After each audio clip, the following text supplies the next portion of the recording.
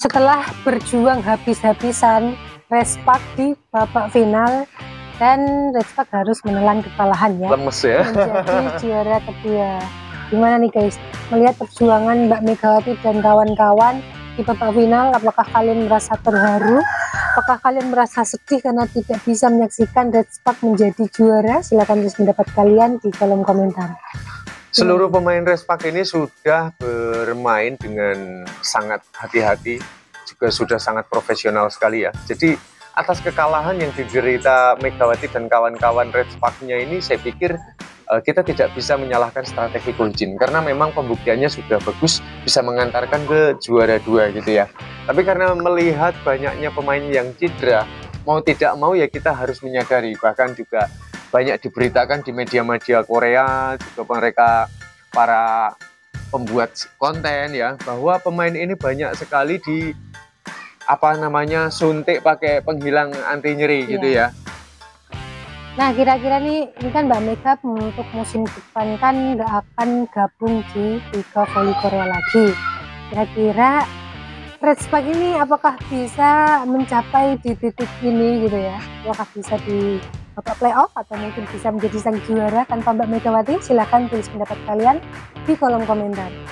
Dari kabar burung yang kita dengarkan, Go-Jin memilih Wipawi sebagai pengganti Megawati. Nah, Wipawi sendiri ini, jika teman duetnya itu sekelas dengan Moma Basoko, saya pikir juga bisa lah mengantarkan Respak ke juara pertama. Karena sudah cukup bukti tempo hari Hyundai ya sebelum musim ini jadi juara pertama gitu. Tapi kalau Wipawi ini kawan duetnya ini sekelasnya di bawah Moma Basoko, Silva, saya pikir berat gitu. Ya tapi nanti kita lihat aja lah ya. Iya, betul sekali. Kira-kira apakah Voli Korea bakal serame ini dengan supporter-supporter dari Indonesia ketika Mbak Megawati tidak berada di Liga Voli Korea, ataupun kan sama sekali tidak ada pemain Indonesia gitu di ya. sana. Gimana nih menurut pendapat kalian?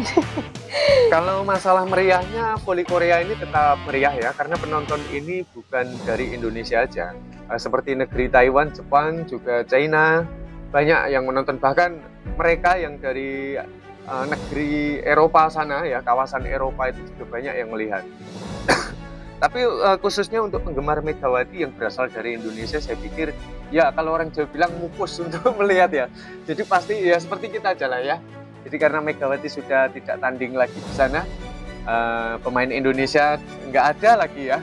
Jadi mau nonton apa gitu, mereka semua orang negeri-negeri seberang. Tapi tetap saja melihat, paling hanya sekedar ngintip poin-poinnya, perkembangannya seperti apa gitu aja ya, sekedarnya lah gitu. Iya, terus sekali tidak seintens ini gitu ya ketika kita memantau Mbak Megawati gitu.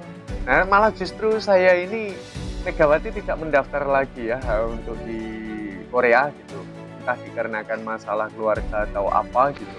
Nah, pertanyaannya Megawati setelah ini akan kemana gitu? Apakah akan vakum dulu selama setahun 2 tahun? Saya rasa masih tetap ya berkiprah di voli walaupun di lokal gini.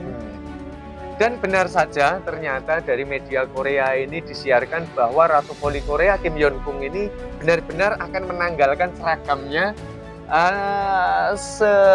Ternyata itu sesuai dengan apa yang dischedulkan. Dia meraih juara pertama pada saat masa-masa dia pensiun gitu. Ini betul-betul mungkin akan menjadi sejarah, catatan yang akan selalu diingat dari dunia olahraga di negeri Korea sana ya. Selamat buat King Speaker juga Kim Yeon Kung ya. Sekali bahkan di final ini ya, ketika King Speaker bisa memenangkan pertandingan ini, banyak sekali netizen Indo ini yang menyatakan kalau King Speaker ini menang karena settingan gitu.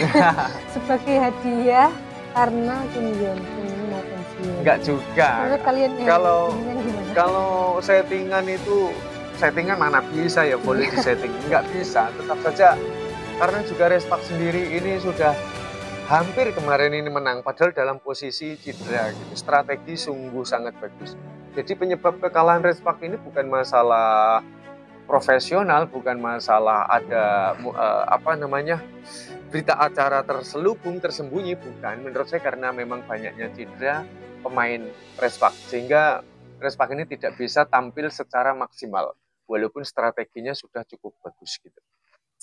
Oke, menarik sekali ya kalau membahas tentang Mbak Megawati ini. Tetapi untuk musim besok ini kita belum tahu ya karir Mbak Megawati ini akan berujung di mana gitu ya.